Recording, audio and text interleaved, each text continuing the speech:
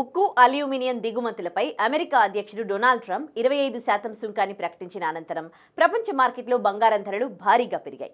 ముఖ్యంగా భారతదేశంలో gold rate record స్థాయికి చేరింది. అయినా కూడా బంగారం ధరలో పెరుగుదల ఆగడం లేదు. నిన్న 22 క్యారెట్ల 10 గ్రాముల బంగారంపై $350 పెరగ్గా నేడు $800 పెరిగింది.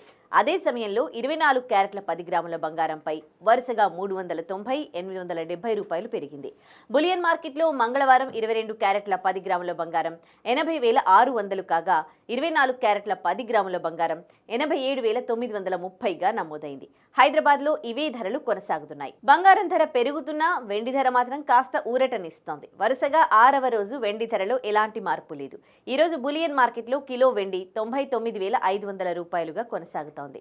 తెలుగు రాష్ట్రాల్లోని ప్రధాన నగరాలైన హైదరాబాద్, విశాఖ, విజయవాడలో కిలో వెండి 1,07,000గా నమోదైంది. అత్యల్పంగా బెంగళూరు, ఢిల్లీ, ముంబైలలో $99,500గా కొనసాగుతోంది.